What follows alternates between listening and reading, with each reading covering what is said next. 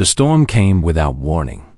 Una stood at the entrance of her tent and watched the sky turn from orange to black in just a few minutes. The wind picked up speed and carried dust and small rocks across the camp. Lightning cracked across the clouds, and the sound that followed was so loud that it shook the ground beneath her feet. She had been on this alien world for 2 weeks now. The planet was called Verath by its native people, the Valkyrie. They were tall creatures that looked like wolves but walked on 2 legs. Their fur was thick and gray, their eyes yellow like burning fire. They did not trust humans. They did not trust anyone. The expedition had come here to make peace, to trade, to learn. But the Valkyrie kept their distance. Their alpha, a massive scarred warrior named Ren, had made it clear that humans were not welcome near their territory. He believed that all species from the stars came only to take and destroy. Una was the expedition's doctor and xenobiologist. She studied alien life and healed wounds. She was 34 years old, with kind eyes and steady hands. Back on Earth, her grandmother had taught her that kindness was never wasted, even when others did not understand it, even when it seemed foolish. Tonight, the storm made everyone stay inside their tents. Taiwu, the expedition leader, had ordered all lights off to save power. The camp was dark and quiet except for the howling wind and the crash of thunder. Una could not sleep. The storm reminded her of typhoons from her childhood in Korea. She lay in her sleeping bag and listened to the chaos outside. Rain began to fall, heavy and cold. It hammered against the fabric of her tent like 1,000 tiny fists. Then she heard something else, a sound that was not thunder, not wind, not rain. It was a whimper. Small and afraid, Una sat up. She waited, listening carefully. The sound came again. It was coming from somewhere near the edge of the camp. She knew she should stay inside. Protocol was clear. Do not leave your tent during a storm. Do not approach unknown sounds. Do not make contact with Valkyrie without permission. But the whimper came again, and this time it sounded like crying. Una grabbed her jacket and her medical bag. She turned on her small flashlight and stepped out into the storm. The rain hit her face like ice. The wind tried to push her back. She bent low and walked toward the sound, following it past the supply containers and the parked vehicles. Lightning flashed, and for a moment she saw everything clearly. 3 small shapes were huddled together near the fence. They were Valkyrie cubs, no bigger than large dogs. Their fur was soaked and pressed flat against their thin bodies. They were shaking so hard that Una could see it from 10 meters away. She stopped walking. The cubs saw her flashlight and froze. Their yellow eyes went wide with terror. The smallest one tried to run, but it stumbled and fell. It did not get up. Una's heart broke. She did not think about protocol. She did not think about the alpha or the treaty or the rules. She thought only about her grandmother's words. Kindness is never wasted. She knelt down in the mud and made herself small. She turned off her flashlight so she would not scare them more. In the darkness, with only the lightning to see by, she spoke softly. "It is okay," she said. Her voice was calm and gentle. "I will not hurt you. I promise." The cubs did not understand her words, but they understood her tone. They understood that she was not attacking. She was not growling. She was making herself smaller, not bigger. The bravest cub, a male with a torn ear, took 1 step toward her. Then another. He sniffed the air. Whatever he smelled must have told him something, because he made a small sound to the others. The female cub came next, her curiosity stronger than her fear. The smallest cub still lay on the ground. He was not moving much. Una moved slowly, carefully. She crawled through the mud until she reached the small one. She touched his fur and felt heat. Too much heat. He had a fever. She looked at the other 2 cubs. They watched her with wide eyes, ready to run. "Your brother is sick," she said softly. "I can help him. Will you let me help?" She did not wait for an answer. She picked up the sick cub gently and held him against her chest. He was so light, so fragile. His breathing was fast and shallow. The other two cubs followed her. She carried them all back to her tent. The storm raged around them, but inside she had warmth. She had light. She had medicine. Yuna lay the sick cub on her sleeping bag. She checked his temperature with her scanner. His fever was dangerously high. She found the right medicine in her bag and gave him a small injection. Then she wrapped him in a thermal blanket. The other two cubs stood at the tent entrance, watching her every move. They were still scared, but they did not run. "Come inside," Yuna said. "It is warm here." The brave one with the torn ear came first. She learned later that his name was Null. He walked around the tent, sniffing everything, checking for danger. When he found none, he lay down next to his sick brother. The female cub came next. Her name was Sherry. She was curious about everything. She touched the glowing lights with her nose. She pawed at Yuna's medical bag. Finally, she curled up with her brothers. The smallest cub was Beck. His fever was going down, but he was still very weak. Yuna sat at the tent entrance and watched over them. The storm screamed outside, but inside there was only the soft sound of breathing. 3 alien children, lost and scared. Now safe and warm. She began to sing. It was an old song her grandmother used to sing, a lullaby about the moon and the mountains and the peaceful sleep that comes after hard days. The words were Korean, but the melody was universal, soft, safe, loving. The cubs did not understand the words, but they understood the feeling. One by one, their eyes closed. Their breathing slowed. They slept. At midnight, the tent flap opened. Taiwu stood there, rain dripping from his face. He saw Yuna. He saw the cubs. His eyes went wide. "What have you done?" he whispered. Yuna looked at him with tired but determined eyes. "I saved them." Taiwu was quiet for a long moment. He looked at the sleeping cubs, at the medicine, at the thermal blankets. He saw that the smallest one was breathing easier now. "This could start a war," he said. "Or it could start something else," Yuna replied. Taiwu stared at her. Then he shook his head slowly. But he did not order her to put them out. He did not call for help. He simply nodded once and closed the tent flap. Yuna stayed awake all night. She watched over the cubs like they were her own children. She checked Beck's fever every hour. She made sure they were warm and comfortable. Outside, the storm began to fade. The thunder became distant. The rain became soft. And when the first light of dawn touched the sky, Yuna finally allowed herself to close her eyes. She lay down at the tent entrance, her body between the cubs and the world outside. She slept. She did not know that the Alpha was already coming. Ren had not slept. The storm had scattered his hunting party across the plains. When it finally ended, he counted his warriors. They were all there, but the cubs were not. His heart turned to ice. Nol Seri and Beck had been with the hunting group to learn. They were supposed to stay close to the adults. But the storm came so fast, so violent, that everyone ran for shelter. In the chaos, the cubs disappeared. Ren searched through the night. His mate Kira searched with him. The whole pack searched. They called out into the darkness. They followed every scent. They checked every cave and every hollow. Nothing. When the sun began to rise, Ren found their trail. The scent was faint, washed away by rain, but he could still follow it. His nose had never failed him. The trail led toward the human camp. Ren stopped walking. His yellow eyes narrowed. His lips pulled back to show his teeth.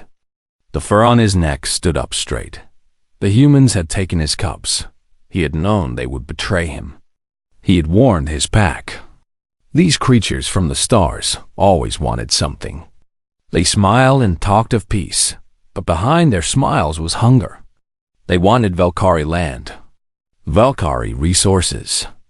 And now, apparently, they wanted Valkyrie children. Ren turned to his warriors. There were 6 of them, the strongest fighters in the Stone Claw pack. They carried spears and blades made from the bones of great beasts. "We go to the human camp," Ren said. His voice was like grinding stone. "We get the cubs.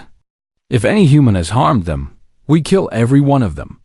The warriors growled in agreement. They formed a line behind their alpha and began to run. The human camp was not far. Ren could see their strange tents from the hill above. There were vehicles with round wheels, metal boxes, glowing things he did not understand. Everything about humans was unnatural. He slowed as they approached. He wanted the humans to see him coming. He wanted them to be afraid. Taiwu was the first to notice. The expedition leader stood at the center of the camp with a cup of hot drink in his hand. He looked up and saw 7 Valkyrie warriors running toward him, weapons ready, teeth bared. He dropped his cup. "Everyone wake up," he shouted. "We have contact." Defensive positions. Humans ran out of their tents. Jisoo grabbed her translation device. 2 security officers pulled out their weapons. Everyone looked scared. Ren did not slow down. He charged into the camp and stopped only when he was face to face with Taiwu. The human was tall for his kind, but Ren was taller. He looked down at the expedition leader with burning eyes. "Where are they?" Ren growled. The translator device made his words into human language, but it could not hide the rage behind them. Taiwu's face went pale. "Where are who?" "My cubs!" Ren roared. 3 of them. "I followed their scent here. What have you done with them?" The camp went silent. Everyone stared. Jisoo's hands were shaking as she held the translator. Taiwu opened his mouth to speak, but before he could say anything, a voice came from behind him. "They are here. They are safe." Ren turned. A human female was standing at the entrance of a small tent. She was not tall. She was not armed.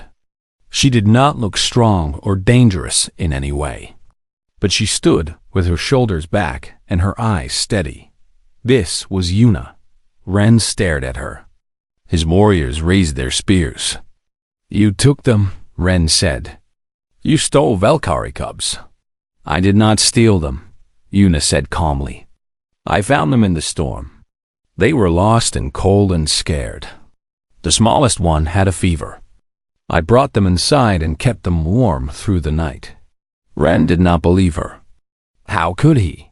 Every species from the stars had lied to the Valkyrie. Every single one. "Show me," he demanded.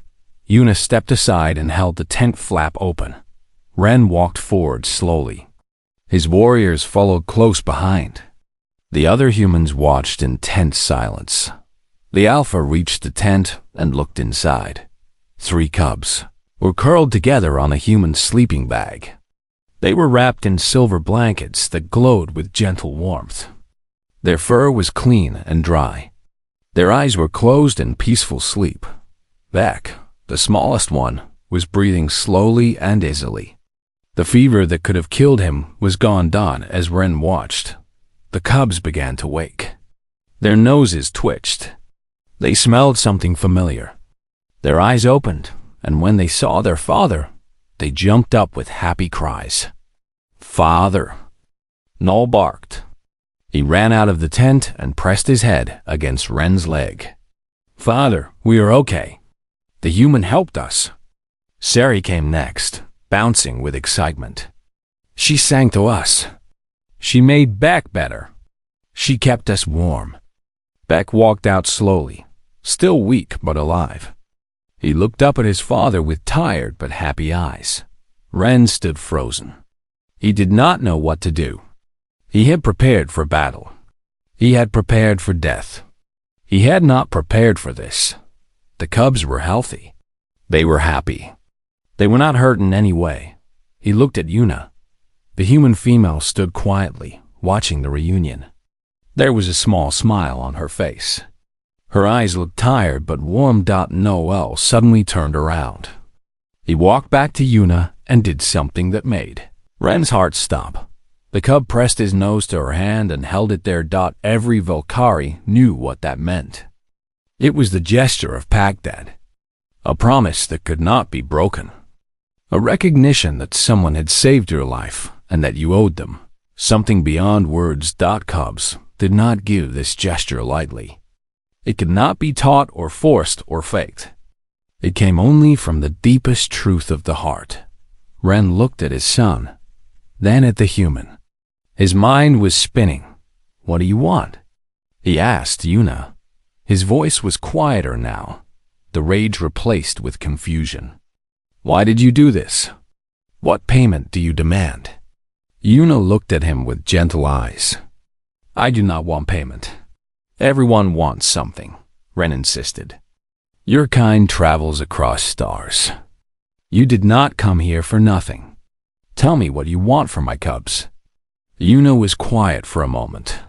She looked at the three young Valkyrie, at their bright eyes and wagging tails. Then she looked back at the Alpha. "I want them to grow up," she said simply. "That is all." Ren stared at her. He searched her face for lies. He searched her scent for deception. He found nothing but truth. Kira had been watching from the edge of the camp. Now she walked forward slowly. She was Ren's mate, the mother of these cubs. Her eyes were fixed on Yuna. The human did not back away. She met Kira's gaze calmly. Kira circled her once, twice. She sniffed the air around her. She looked at the medicine bag, at the thermal blankets, at the tent where her children had slept safely. Then she did something no one expected. She bowed her head to Yuna. It was a gesture of respect, of thanks, of recognition. Ren watched his mate honor a human. His world was turning upside down. The other Valkyrie warriors lowered their spears. They did not know what to do either. Their Alpha had come for war, but there was no enemy here. Only a strange creature who had saved their cubs. Taiwu stepped forward carefully. "Alpha Ren," he said, "we came to this world in peace. We have always wanted peace. Perhaps this is a sign that it is possible." Ren did not answer. He was still looking at Yuna, at this small human who had broken every rule he thought he knew about the universe. "Come," Kira said to her mate. "Let us take the children home. We have much to think about." The cubs did not want to leave. Sari kept looking back at Yuna. Beck had to be carried by one of the warriors. Null walked backward for a long time, his eyes never leaving the human who had kept him warm through the storm. Before he left the camp, Ren stopped. He turned to face Yuna one last time. "I do not understand you," he said. Yuna smiled softly. "That is okay. Maybe you will someday." The Valkyrie disappeared into the morning mist. The human camp was quiet again. Jisoo walked up to Yuna with wide eyes. "Do you know what you just did?" Yuna watched the place where the Valkyrie had vanished. "I saved 3 children. You changed everything," Taiwu said. He put a hand on her shoulder. "For better or worse, nothing will be the same now." Yuna nodded slowly. She was very tired. But in her heart, she felt warmth. Her grandmother had been right. Kindness was never wasted, even across the stars. The Stoneclaw settlement was filled with angry voices. Ren sat in the great hall and listened to his council argue. Elders shouted at each other. Warriors pounded their fists on the stone tables. Everyone had an opinion, and everyone was sure they were right. "The human tricked us," growled an old elder named Vorn. His fur was gray with age, and his eyes were full of suspicion. "She saved the cubs only to create a debt. Now they will demand payment. They always demand payment." "What payment?" asked another elder. She asked for nothing. The Alpha was there. He heard her words. Words mean nothing. Vorn shouted. Species from the stars are clever. They know how to lie. This is a trap. Ren closed his eyes. His head was hurting. He had been listening to this argument for hours. Kira sat beside him in silence. She had not spoken since they returned from the human camp. But Ren could feel her thoughts. She was troubled, just like him. I have seen many things, said a young warrior named Dren. I have fought raiders from the sky. I have seen what other species do to worlds like ours. But I also saw those cubs this morning. They were not afraid of the human. They loved her. How do you explain that? Cubs are foolish, Vorn replied. They do not know danger. Cubs know danger better than anyone, Kira said suddenly. Her voice was quiet but strong. Everyone stopped talking and turned to listen. My children can smell fear. They can smell lies. They can smell death. They spent the whole night with this human, and they smell only safety on her. Only warmth. The hall went silent. Ren looked at his mate. She met his eyes with calm certainty. I do not know what to believe, Ren admitted. Everything I thought I knew tells me to distrust the humans. But what I saw today does not fit with what I know. Then perhaps what you know is wrong. Kira said. Vorn made an angry sound. You would trust our pack's safety to one act? One night? No, Ren said. But I will watch. I will wait. I will see what happens next. The council meeting ended with no decision. Some wanted to attack the humans. Some wanted to wait. Some wanted to talk. Ren ordered everyone to stay away from the human camp until he decided what to do. But orders were not always followed. Over the next few days, curious Valkyrie began appearing near the human camp. They stayed hidden in the tall grass and watched from a distance. They saw strange things. They saw humans cook food over fire, just like the Valkyrie did. They saw humans laugh and argue and play games. They saw humans get hurt and help each other heal. They saw humans sit together at night and look up at the stars. The humans were not so different after all. Mothers came to watch because they heard about the human who healed a sick cub. Young hunters came because they heard an all story of how a creature with no claws or fangs had protected him through a terrible storm. Even children came, sneaking away from their lessons to catch a glimpse of the strange beings from the sky. At the human camp, life continued as normal. Yuna went back to her work studying the plants and animals of Vareth. She collected samples and took notes. She tried not to think too much about what had happened, but Jishu noticed the watchers. They are out there again, she told Yuna one morning. At least a dozen of them today. Just sitting in the grass and staring at us. Yuna looked up from her work. Are they carrying weapons? No, just watching. Then let them watch. Taiwu was less relaxed. He worried that the Valkyrie were planning something. He increased security and made everyone carry communication devices at all times. We should be careful, he warned Yuna. Your kindness may have bought us some time, but we do not know what the Alpha is thinking. Yuna nodded, but she was not afraid. She remembered the way Nal had pressed his nose to her hand. She remembered the look in Kira's eyes. Those things could not be faked. On the 5th day after the storm, a visitor came. Yuna was alone in her tent, organizing her medical supplies, when she heard footsteps outside. She looked up and saw a shadow against the fabric wall. Hello? She called. The tent flap moved, and Kira stepped inside. Yuna froze. She had not expected this. The Alpha's mate, the mother of the cubs she had saved, was standing in her tent. Kira looked around slowly. She sniffed the air. She touched the sleeping bag where her children had slept. Her claws were long and sharp, but her movements were gentle.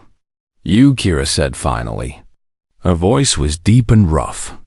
The translator device on Yuna's belt turned her words into human language. I have questions.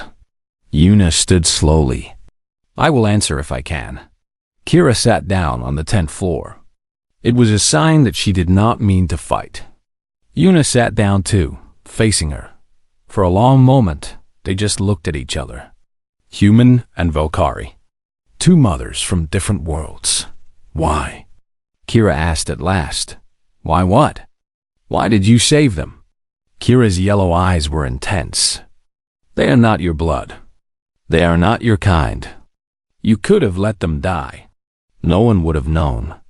No one would have blamed you. Yuna thought about the question. It was a fair question. It deserved an honest answer. Because they were cold, she said finally. Because they were scared. Because I can help, and so I did. Kira was silent.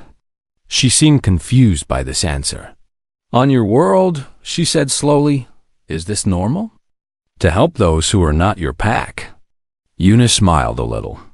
Sometimes. Not always. Humans are not perfect. We can be selfish and cruel, but we can also be kind. My grandmother taught me that kindness is never wasted, even when it seems foolish, even when others do not understand. Your grandmother, Kira repeated. She was wise? Very wise. She raised me when my parents were gone. She taught me to heal others. She taught me to see the good in people, even when they show you their teeth. Kira made a sound that might have been a laugh. You are strange, I know. They sat together in comfortable silence. Outside, the sun was setting. The sky was turning orange and pink. My children ask about you, Kira said. Every day, they ask when they can see you again. Null calls you the warm one. Sari wants to learn your songs. Even Beck, who's so shy, speaks your name. Yuna felt her heart grow warm. They are wonderful children. You should be very proud. I am, Kira paused. My mate is struggling. He does not know how to understand what you did. His whole life, he's believed that all outsiders are enemies. You have broken something in his mind. I am sorry. Do not be sorry. Maybe it needed to break. Kira stood up slowly. I must go now, but I will come back. I want to learn more about you, about your kind. Yuna stood too. You are welcome here anytime. Kira walked to the tent entrance. Then she stopped and looked back. The gesture my son made, she said. The nose to the hand. Do you know what it means? I know it is important. It means you are family now. Pact debt cannot be refused. Cannot be ignored.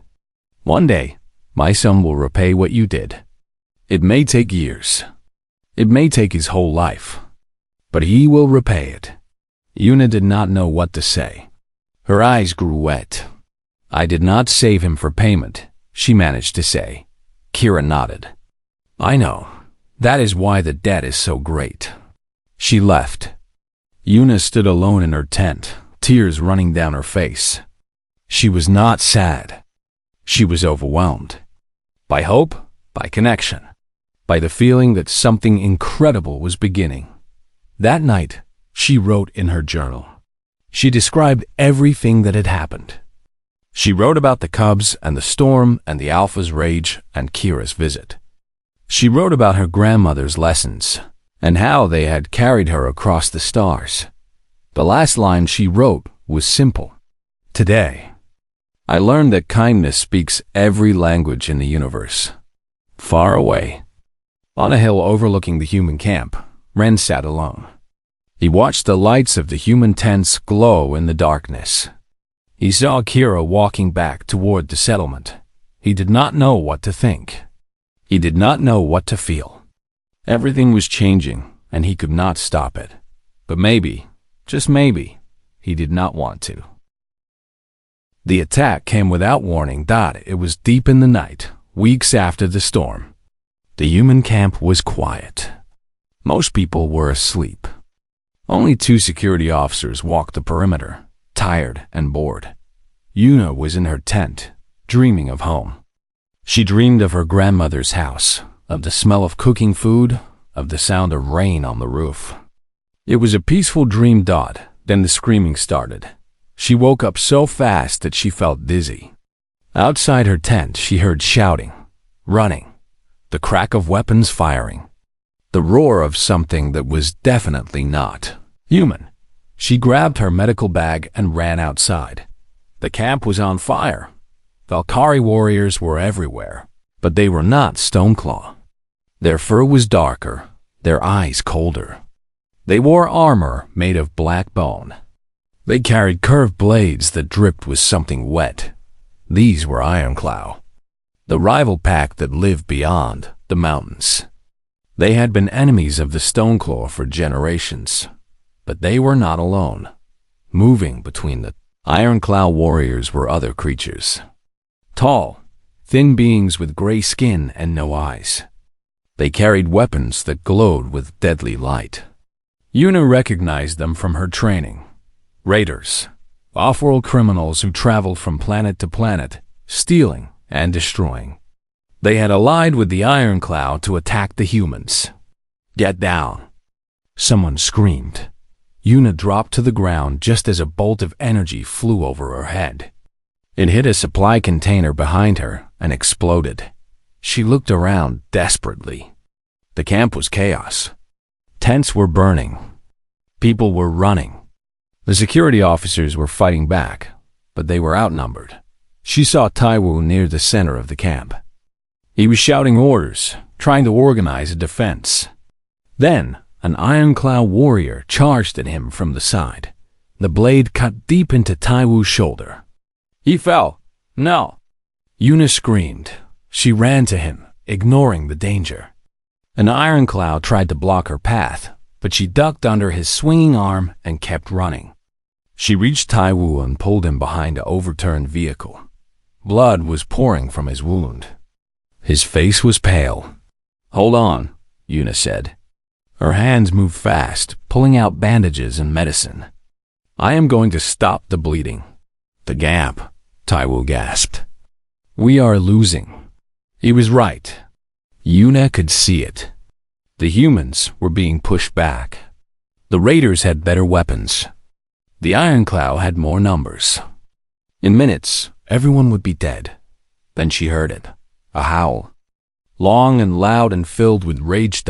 It came from the hills beyond the camp. It was answered by a dozen more howls. Then 100. The Stoneclaw had come. Ren was the first to reach the camp. He crashed through the fence like it was made of paper. His claws slashed through an Ironclaw warrior before the enemy could even raise his weapon. His warriors followed, a wave of gray fur and flashing teeth. The battle changed in an instant. Ironclaw and Stoneclaw fought with ancient hatred. Blades clashed. Bodies fell. The raiders tried to retreat, but the Stoneclaw were faster. Yuna stayed with Taiwu, working on his wound. She could not think about what was happening around her. She could only focus on keeping him alive. Yuna. She looked up. Jisoo was running toward her, carrying a weapon she clearly did not know how to use. "Are you okay?" Jisoo shouted. "I am fine. Help me move him." Together, they dragged Taiwu toward Yuna's tent. It was one of the few that was not burning. They got him inside and lay him on the floor. Yuna went back to work. The cut was bad, but not fatal. If she could stop the bleeding, he would live. Outside, the sounds of battle continued. Screaming, roaring, the crash of metal on metal. Then, Yuna heard something that made her freeze. Barking, young voices calling her name. She looked at the tent entrance. 3 shapes appeared in the FI, REHT.NOL. Sari, Beck. The cubs had come. "What are you doing here?" Yuna gasped. "It is dangerous." Nall stood tall, his torn ear twitching. "We came to protect you, TentAt. You are children. Go back." "No," Nall said firmly. "You protected us. Now we protect you." Before Yuna could argue, an Ironclaw warrior appeared behind the cubs. His blade was raised.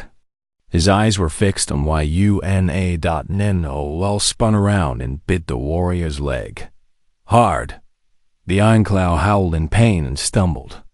Sari jumped on his arm, making him drop his weapon.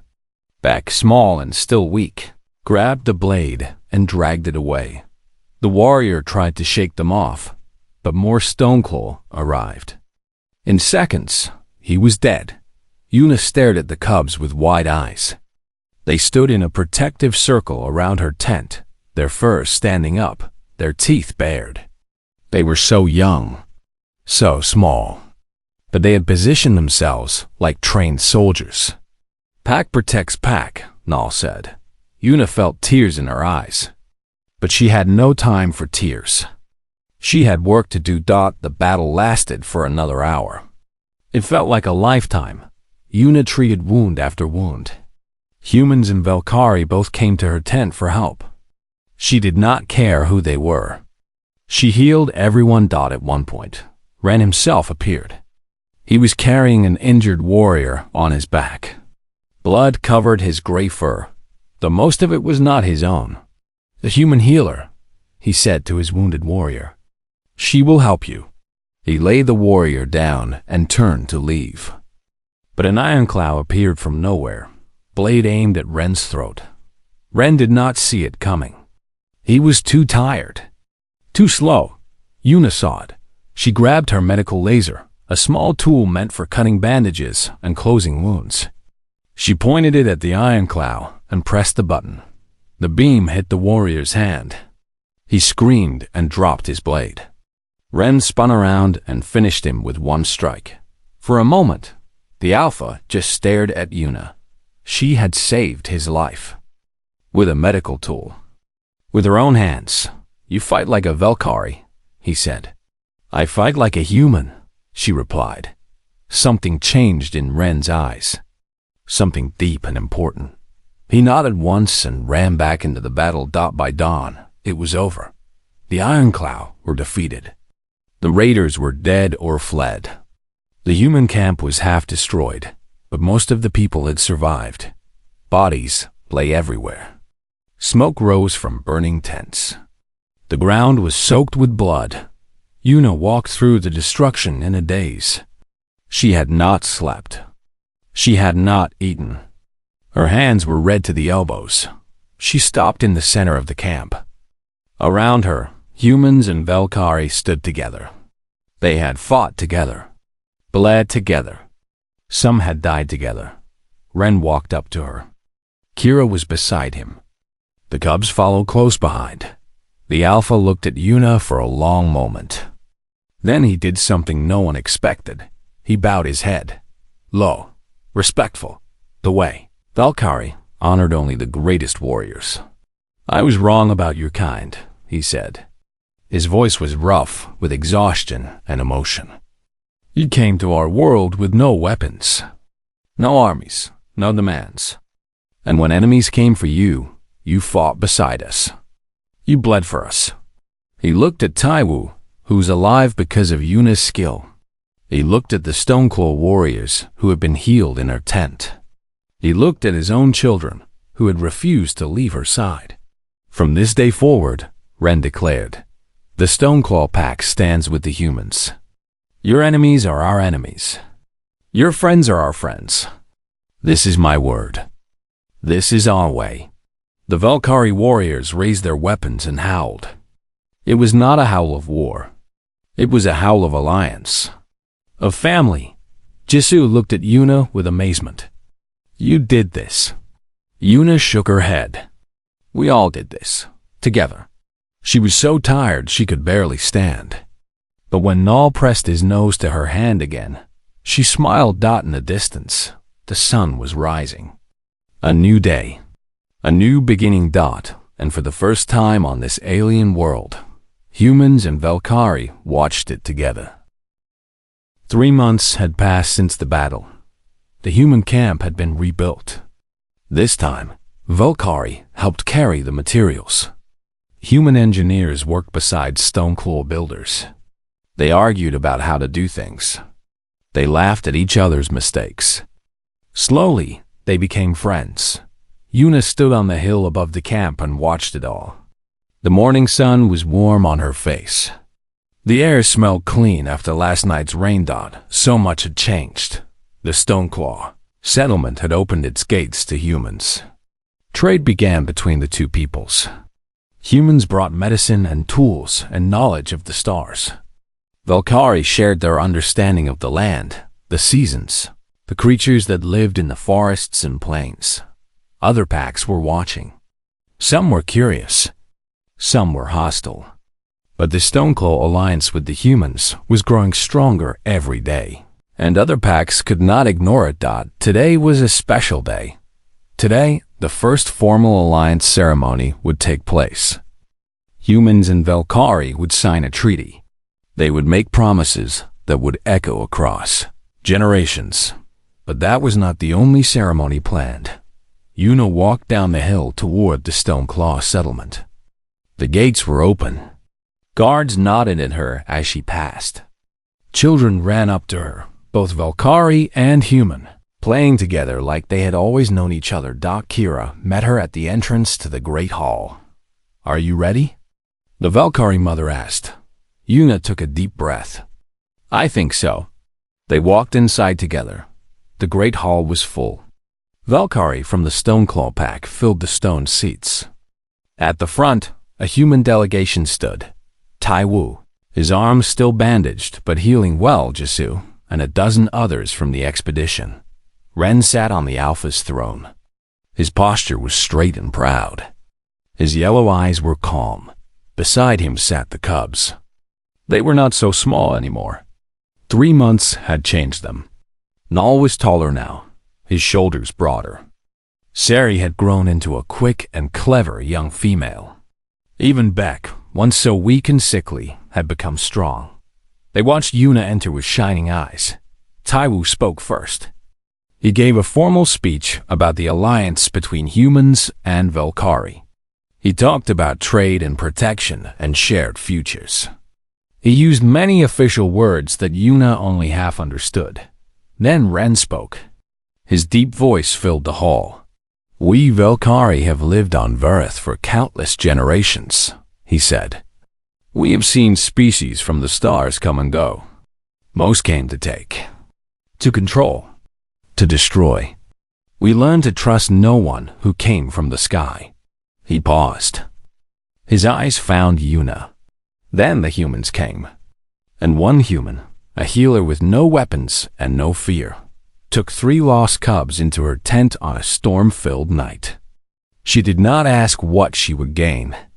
She did not think about power or trade or advantage. She saw children who were cold and scared, and she helped them. The hall was completely silent. "That one act taught me something," Ren continued. "It taught me that I did not know everything. It taught me that the universe still holds surprises. It taught me that kindness can be real." He stood up from his throne. "Today, we make an alliance between our peoples. But first, I have something else to do." He walked down from the platform and stood in front of Yuna. She looked up at him, her heart beating fast.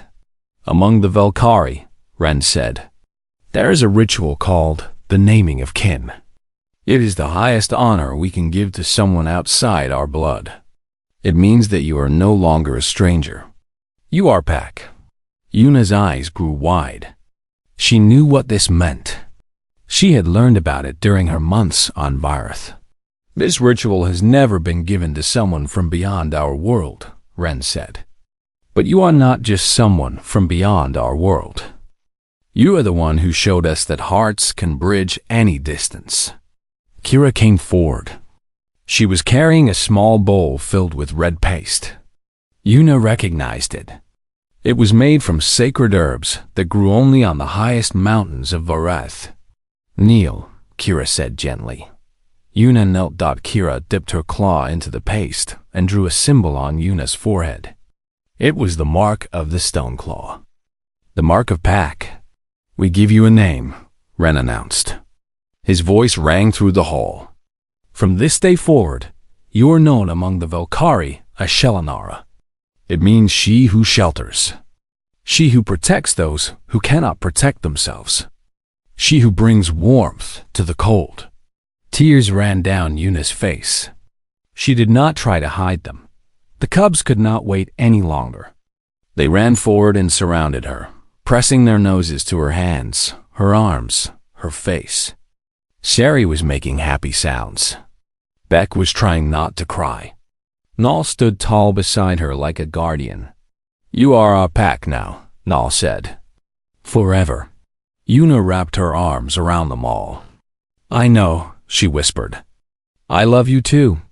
The hall erupted in howls and cheers. Humans clapped and shouted. Valkyries stamped their feet and raised their voices to the sky. Two peoples. One family. The alliance ceremony continued after that. Papers were signed. Promises were made. Taiwu and Ren shook hands in the human way and pressed foreheads in the Valkyrie way. But everyone knew that the real moment had already happened. Later that evening, there was a great feast. Valkyrie and humans ate together, sharing food from both cultures. There was music and dancing. There were stories told around fires. Jisoo found Yuna sitting alone on the edge of the celebration. She sat down beside her. You look thoughtful, Jisoo said. Yuna smiled. I am thinking about my grandmother. What would she say about all this? She would say that she told me so. Yuna laughed softly. She always said that kindness was the most powerful force in the universe. I did not always believe her. But now I think I understand. They sat together in comfortable silence, watching the party. The ship leaves tomorrow, Jisoo said. Back to human space. To report what happened here. Yuna nodded. She knew. The expedition was over. They had to return home. But you will come back, Jisoo added. Right? Yes. Yuna's voice was certain. I will come back.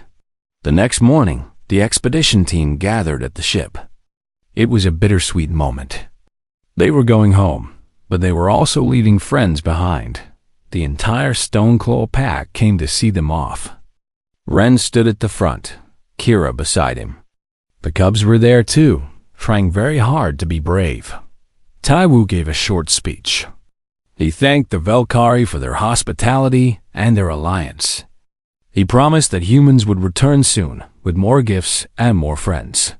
Then it was time to go. Yuna walked toward the ship. But before she reached the ramp, 3 small bodies crashed into her from behind. Null, Sari, and Beck held onto her so tightly she could barely breathe. Do you have to go? Sari asked. Her voice was small and sad. For now, Yuna said gently. But not forever. I promise. You will forget us, Beck whispered. Yuna knelt down and looked into their eyes. Never. Not for 1 second. You are my pack now, remember? Pack never forgets. She hugged them one last time. Then she stood up and walked toward the ship. At the ramp, she turned and looked back. The cubs stood on the ridge above the landing area. They were watching her go. Their eyes were bright with tears, but also with hope. Behind them stood Ren and Kira. The Alpha raised his hand in farewell. Kira bowed her head in respect. Yuna bowed back. Then she stepped onto the ship. The engines roared. The ship lifted into the sky. Through the window, Yuna watched the planet grow smaller and smaller. But she was not sad. She knew she would return. She had family waiting for her. Taiwu sat down beside her. He looked tired but happy. I need to write the mission report, he said. How do I explain what happened here? Yuna smiled. Tell them the truth. Tell them that first contact was successful. Tell them that we made allies. Tell them that we found friends. And the method? How do I explain how we did it? Yuna looked out the window at the distant stars. Each one might hold a world. Each world might hold life. Each life might hold the possibility of connection. Tell them it was simple, she said. One woman's stubborn compassion. Taiwo laughed. He pulled out his recording device and began to speak. Mission report. First contact with Valkyrie species complete. Alliance established. Method. One woman's stubborn compassion. He paused and looked at Yuna. The universe should be afraid, he added. Because if there is one thing humans will never stop doing, it is caring about things we are not supposed to care about. The ship flew on, toward home, toward the future, toward whatever came next. And far below, on the planet Verith, a young Valkyrie named Null watched the sky until the ship disappeared. He was already dreaming of the day he would follow it. The day he would walk among the stars and show the universe what his human mother had taught him. That kindness is never wasted. That hearts can bridge any distance. That even the smallest act of love can change everything.